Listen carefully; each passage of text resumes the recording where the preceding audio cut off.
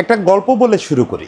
এই গল্পটা আগে কয়েকবার বিভিন্ন জায়গায় বলছি, কন্টেন্টে বলছি কি না ঠিক মনে নেই। তো ভালো গল্প বারবার শুনতে পারেন, সমস্যা নাই। এটা হচ্ছে মেসিরা যখন বাংলাদেশে আসলো সেই সময়ের ঘটনা।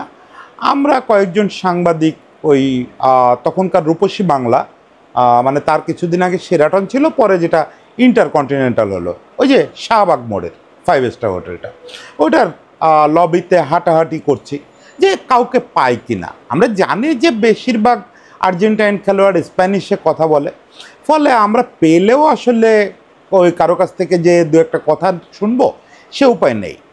এর ভিতরে দু একজন খেলোয়াড় যেমন আগুয়েরো, জাভালেতা, এরকম দু চারজন যারা হচ্ছে ইংরেজি ভালো জানে, তাদের সঙ্গে যদি এক লাইন পাই আর কি। বোঝেন না যে যদি কেউ বলে যে বাংলাদেশ সুন্দর দেশ, তাই দিয়ে একটা 700 শব্দের স্টোরি হয়ে যাবে। তো এই আশায় ঘুরতেছি, হঠাৎ করে দেখি সে পাবলো জাভালেতা। তো জাভালেতারে খুব বিনয়ের সঙ্গে অফার করলাম, হ্যালো পাবলো।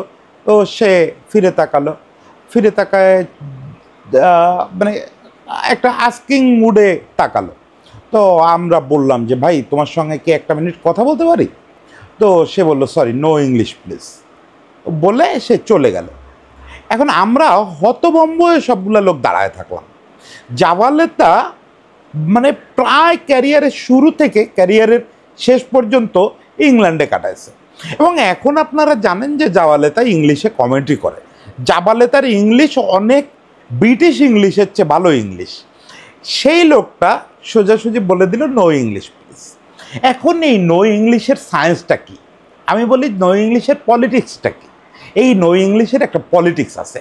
সারা পৃথিবীর বড় বড় স্পোর্টসম্যান এবং বড় বড় বিজ্ঞানীরা এই নো ইংলিশ প্লিজ ব্যাপারটাকে প্রমোট করেন, এবং প্রমোট করে তারা যেটা করেন তার মাতৃভাষাকে আসলে একটা উঁচু জায়গায় নিয়ে যাওয়ার চেষ্টা করেন।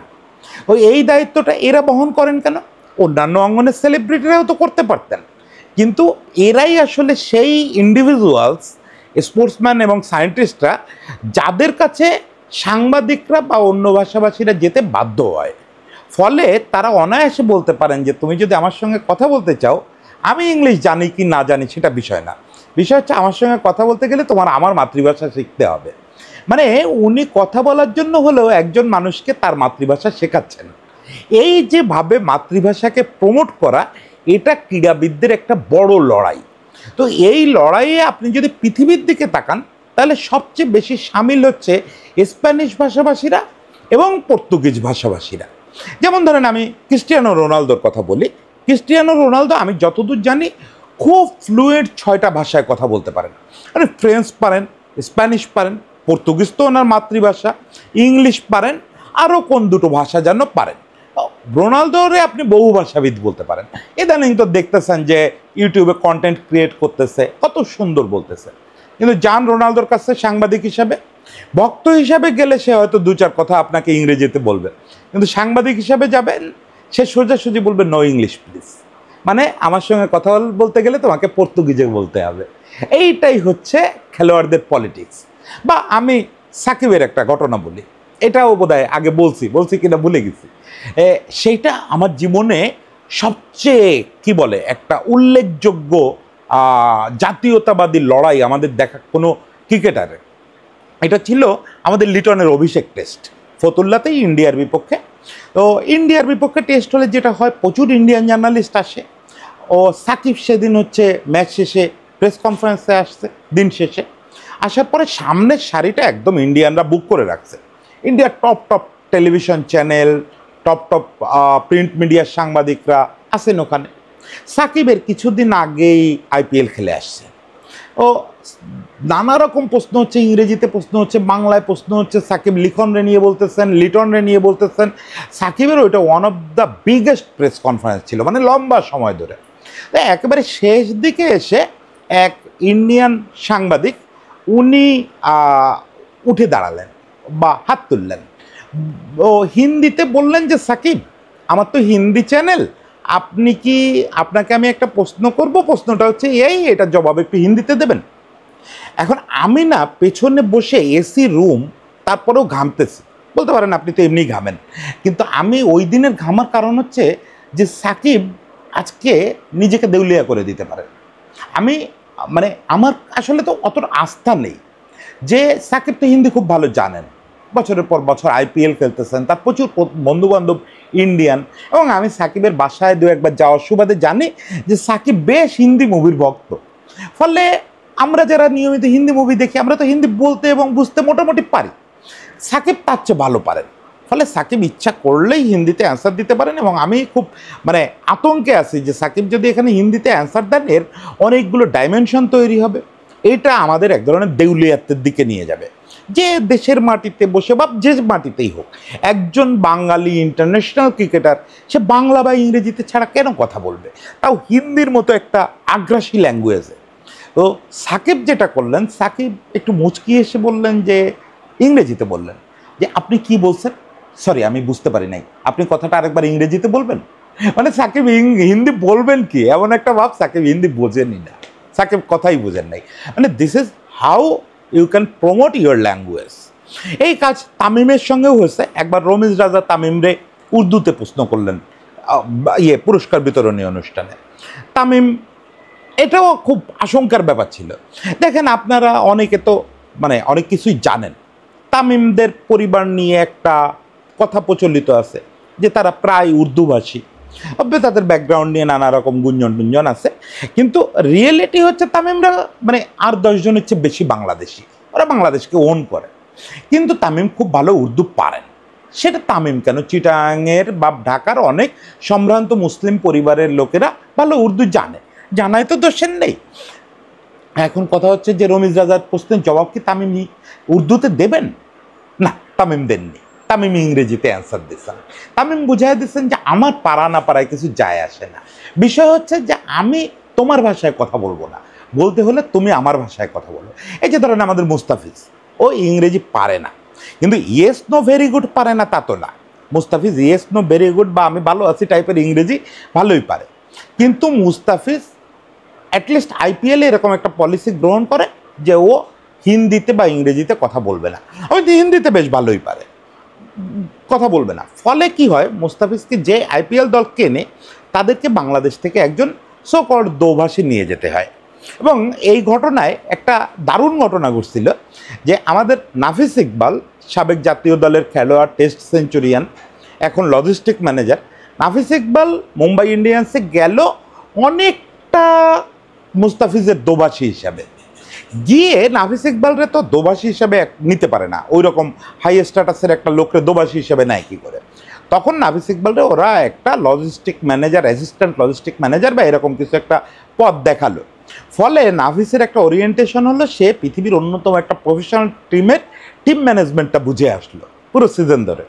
পরে নাফিস এসে ওই ক্রিকেট ম্যানেজমেন্টের উপরে কোর্স করলো, করে সে কিন্তু বাংলাদেশে একমাত্র অফিসিয়ালি সার্টিফাইড টিম ম্যানেজার।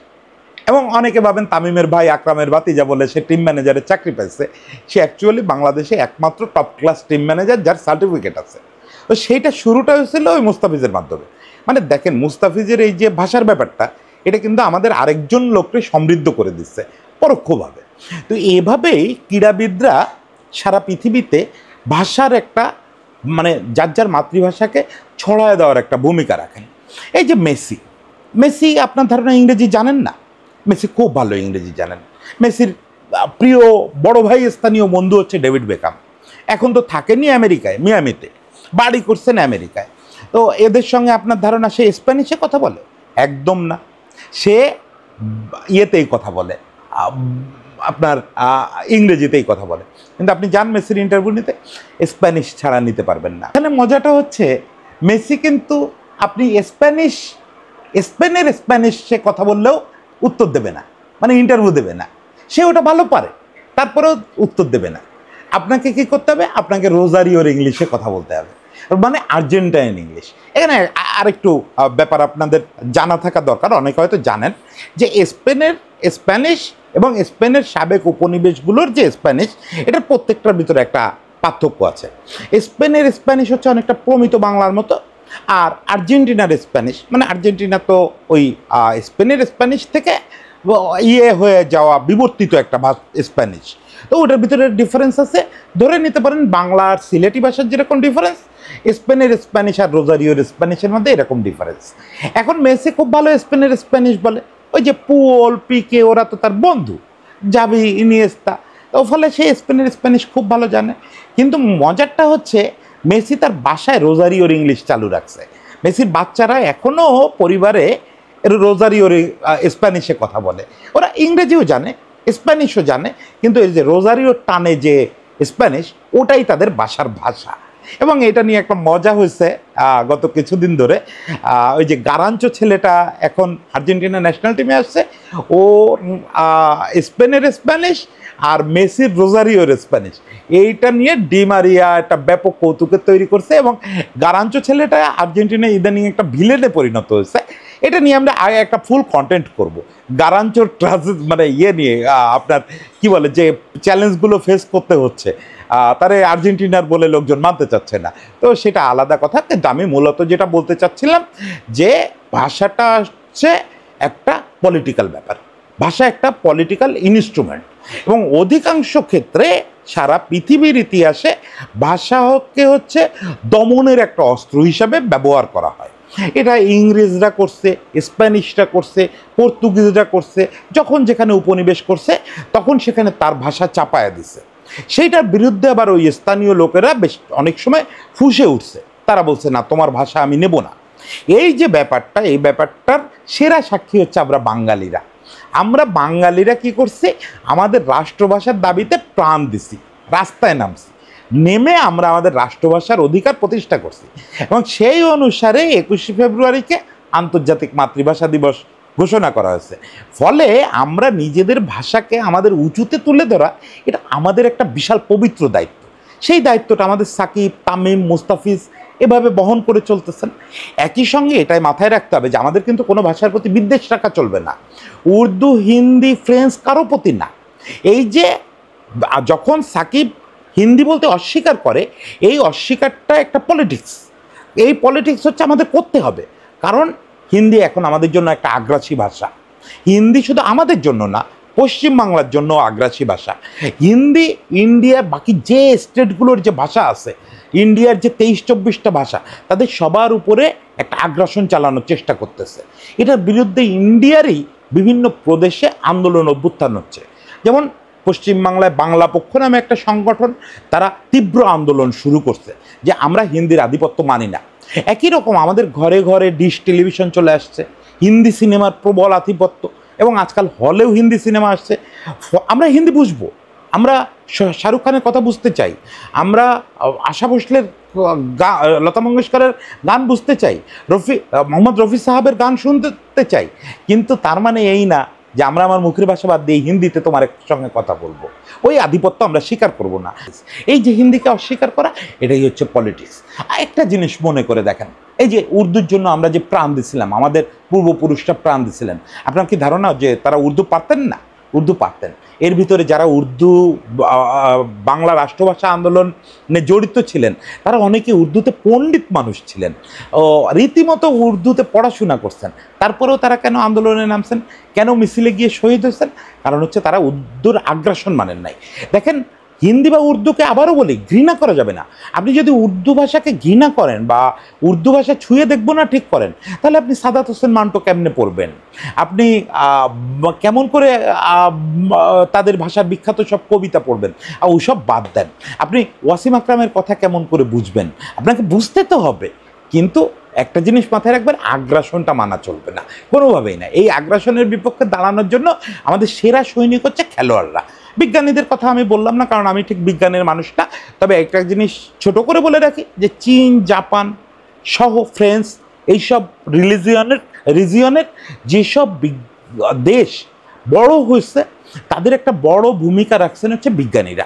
এই বিজ্ঞানীরা বলছেন যে তুমি চীনা না জানলে কোরিয়ান না জানলে আমার সঙ্গে আলাপ করতে পারবা না, আমার এখানে এসে বিজ্ঞান চর্চা করতে পারবা না। সারা পৃথিবীর মানুষ তাজ্জব হয়ে গেছে, ওমা চীন বিজ্ঞানে এত আগায় গেছে, সেই বিজ্ঞানের স্বাদ আমরা পাবো না চীনা না জানলে। তখন মানুষ বাধ্য হয়ে চীনা ভাষা শিখছে। চীন এইভাবে নিজের ভাষাকে সমৃদ্ধ করছে। আমরা ছোট দেশ, আমাদের তো অত বড় শক্তি নেই, তারপরে যেটুক পারি বাংলাকে ছড়ায় দেওয়ার কাজটা, সেই কাজটা আমাদের স্পোর্টসম্যানদের। তারা মেসি রোনালদোকে অনুসরণ করতে পারেন এবং আমরা সৌভাগ্যবান যে আমাদের সাকিব তামিম থেকে শুরু করে এই লিটন মিরাজ সবাই এই জায়গাটায় ঠিক আছে। কেউ হিন্দি উর্দুতে পাকিস্তান ভারতে গিয়ে সাক্ষাৎকার দেয় না, তারা অ্যাটলিস্ট না পারলে বলে আমি বাংলায় বলবো, আপনি বাংলায় শোনেন। এই অসাধারণ কথাটা টিকে থাক, সবাই আমাদের ভাষা সংগ্রামটা চালু রাখুক। সবাইকে ধন্যবাদ।